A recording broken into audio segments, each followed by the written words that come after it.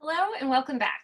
In this lesson, I will be instructing you on how to create an annotated bibliography and why to create one. If you're not familiar with the term annotated bibliography quite yet, make sure you have reviewed the syllabus and understand when a submission of an annotated bibliography is required. You will submit your first bibliography as a part of part 2 of your writing and research requirements, but this will also be submitted alongside and supplement to your interview 1 and your interview 2. This how-to will begin with explaining some parts of an annotation. This is course specific. Other instructors might want you to create an annotation in a different way, but I'm going to break this down and then we're going to dive deeper into it and then discuss a little bit about formatting. So to begin, I have an example up here, and the first thing an annotation requires is a citation. So you need your entry or your citation. You might have used MLA formatting before. This course in Fashion Studies requires APA formatting. So if you're unfamiliar with that, make sure you check out the links in this how-to page on how to format your citations properly. The next part of the annotation is the first paragraph right below it. This first paragraph is considered your summary paragraph. It provides information about essentially the core information that is the most relevant to your paper. It could be a summary of an entire article, or it might be a summary of just some chapters within a book. And so this is where you can get a little bit more specific of what you are communicating to your audience. The next paragraph supplementing the citation is the evaluation paragraph. This paragraph is only about 3 to 6 sentences as well, but in this paragraph it is stating exactly why you are using this piece of information for your project. So why is this information relevant at this point in time in your research experience? This evaluation paragraph may change for each submission. In your first submission, a paper could be relevant to your studies because it's giving you a broad overview, but by your second or third submission, when you're actually interviewing your partner, it might, a source that what you're citing might offer more specific information. So this is a little bit more subject to change. So these are our basic steps, and now I'm gonna kind of move through how you should proceed to gather the information necessary for creating an annotation. And of course, this is gonna organize your resources so they're much easier to use later, considering that this is a semester-long project. So first, finding your resources. Once you have a partner, I suggest doing a pretty general search within the CIA World Factbook. And this can definitely be one of the resources you cite in your bibliography. The CIA World Factbook is going to offer information about, say, the population size, the median age, what type of government, maybe what type of industry is in that country. It's going to be very, very broad, but it might give you a little bit of an insight of how the country works and how that country is different from the United States. Of course, this is not going to be necessarily regionally specific, so you might want to dig deeper and find, say, a book that is going to provide, again, very broad information, but might be more relevant to the home country or region that your partner is from. A book is a great source of information because it typically is very broad and allows you to ask, kind of identify a little bit more questions, essentially. It's a summarization of a synthesis of a lot of information. And so it ends up being a really great starting point for, again, you personally asking questions, but also often you can dig deep into the resources the book's author or publisher used to then find more and more information. So it ends up being this great gateway. The next place you're going to want to look is at really reputable news sources. I suggest the Associated Press or NPR. Those are really the only two news organizations I'm comfortable with you using for this class. You want to make sure that the news resources are from 2015 or sooner.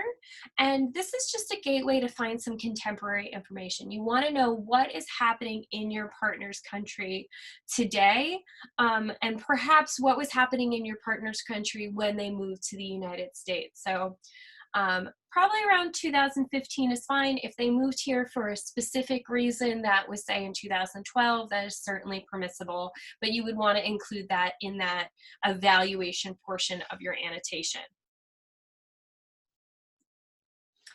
After you have found your resource, you want to study it.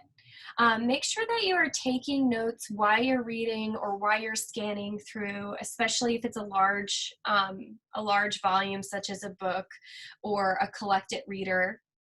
And then after you take those notes, organize those notes. Use Word documents, use Excel sheets, and note what the main ideas that you learned, the main concepts that you learned from the readings, from the source. But also, for a little bit of extra credit, you could also compile a list of questions. So in addition to the notes, jot down some questions, just essentially what sparked your interest. Was there something while you were reading that you wanted to learn more about? Was there something that you didn't understand? There is often phrases and concepts, I'm sure you've come across this with even our own textbook, but phrases or concepts that you just don't understand. You might have never heard of, say, the term diaspora before, and you don't know what that means, and so you look it up. And that's great. You want to search your phrase or concept to make sure you understand. For example, is if you're not familiar with, government structures, you might look up how a socialist government works or how a communist government works. So getting a little bit of understanding before you meet your partner. This also might be a note after you learn some information about maybe what you want to ask your partner about. How was it different moving from this type of country to this type of country with these structures? And so you can also have a list of questions that you think you want to ask your partner. Of course, make a note about any influences of dress. If there was any dress descriptions, if there was any information that you think might influence dress appearance in that area, knowing what you know so far. Is there anything that the text or lectures could help you kind of get to the bottom of, help you explain even better, understand better? So compile this list of questions, and for each of your annotations, make sure you have a set of questions for each of your annotations, and then submit these questions as your notes along with P2, your annotated bibliography that's due in a few weeks. But take note for sure, study that resource. Once you studied the resource, you're able to write that first paragraph. And it is a summary. It is only about 3 to 6 sentences.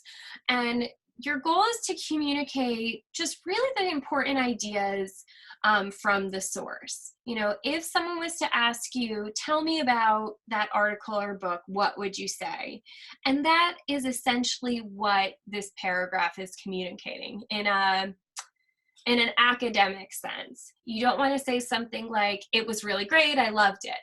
That's not appropriate. You want to say exactly what the author provided information on, and there will be an example at the end of this lecture. Questions you might want to answer when summarizing is sort of, what's the point? What were the big takeaways or the topics? And which pieces of information were the most important? And make sure you make a note of which chapters, which sections of an article, what was it about physically, track down, make a note of what was the most important thing you took away from this piece of information. You then are able to write paragraph 2, and this is considered your evaluative paragraph. It is sort of, you consider you can a little bit of assessing what were the strengths, what were the weaknesses. You might state something like, oh, this person presented information on this, but it wasn't very clear, it was more valuable. You can use sort of more judgment. Again, saying something like I loved it or I hated it is not what we're going for in this section. It's really the second part. If someone asked you how this source matters or impacts you, what would you say? And for this class specifically, I'm looking for you to explicitly state how you think this paper or source, book, whatever it might be, is going to support your interview process or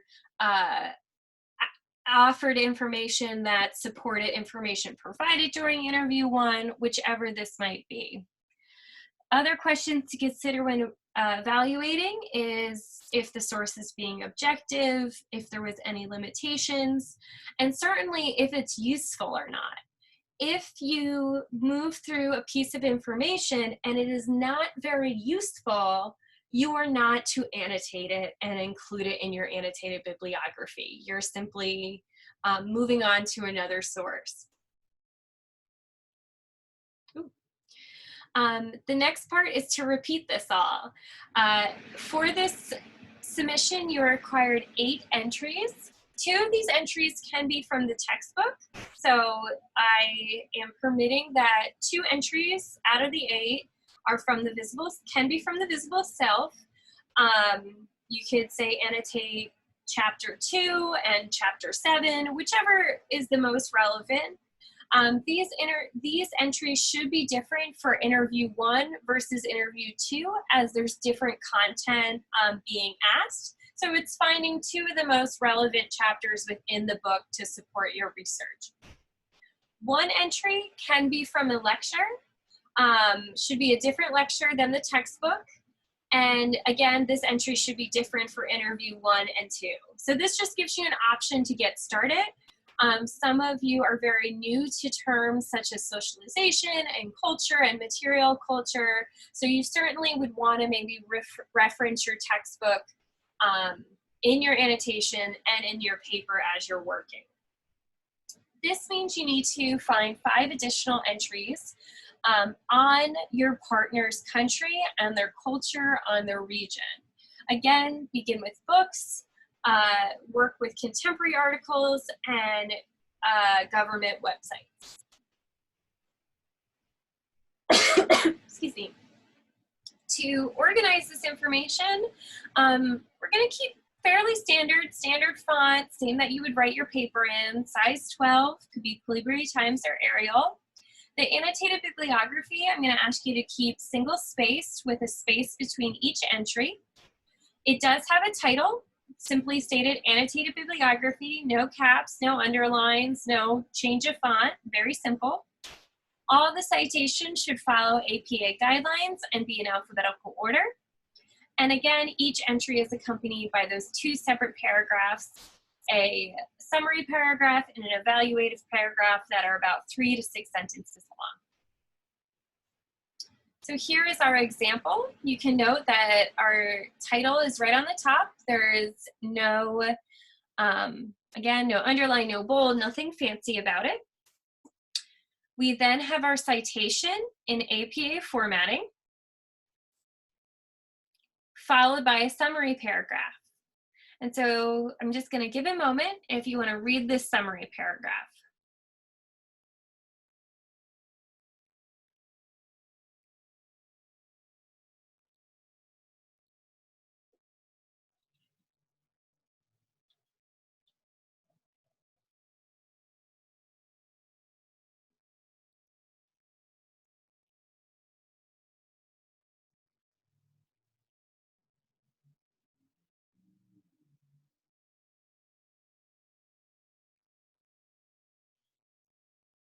And you can pause this lecture if you are still reading here. But what I want to note is it is a very brief summary of an entire book. It identifies who Foxen is, giving sort of authority to the author that she is an anthropologist and an ethnographer.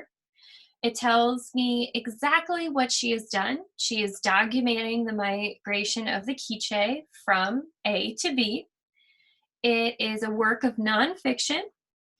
It focuses on the following information during this period of time. And so it's very, very direct. The next paragraph is an evaluation of this book. So here's our evaluation paragraph. I'm just going to give you a moment to read this now.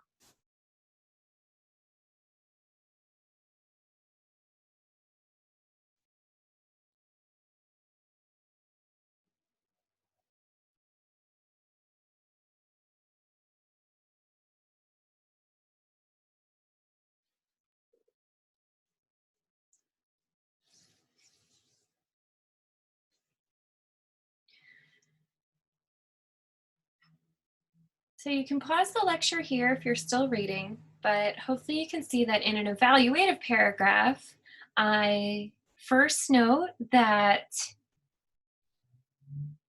what kind of job she did. But I don't say she did a really great job. I say she recognized the impact of her presence on the migration of the people she was observing, because that is something that she wrote. The beginning of the book talks about sort of methodology, so I include that in there. She's forthcoming about the documentation, and so that's my way of saying she communicated sort of objectivity.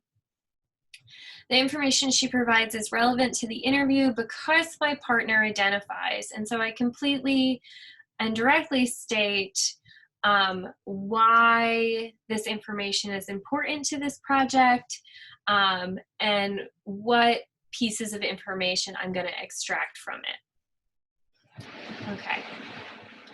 So in the next example, this is the example from the National Security Archives. It was a request for special training. And it is a bit different because it's a letter from the Guatemalan government to the United States government expressing a request for United States military to train the Guatemalan military in kidnapping. And it's very interesting. You know, from my own research, I can state, why this letter specifically in December 1966 is important, and I can elaborate upon it. However, there is something crucially missing to this piece of information, and I'll give you a moment to read it fully.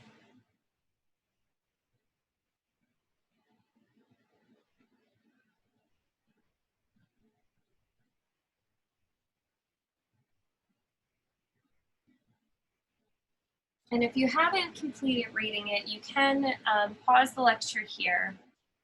But essentially, I wanted to highlight that this piece of information, although interesting, is not relevant to this paper. You want to make sure that all of your entries are specific to this interview project. You might come across really fascinating pieces of information about the history of another person's region or another person's country. But unless that person explicitly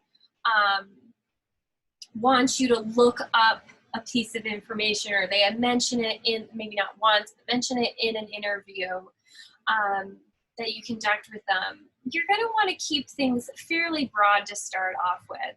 And in the beginning, I want you to be able to answer very directly why this information would be relevant if you were conducting a casual interview on dress and appearance with your partner.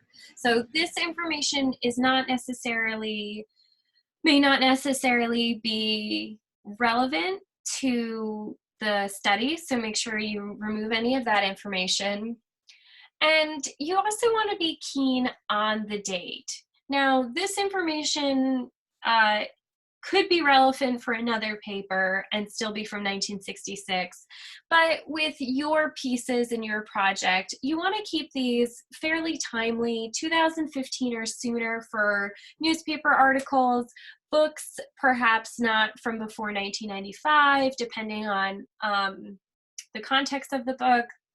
And you really want to look for information that at the beginning is very broad, and then as we dive deeper in the class can become more and more specific.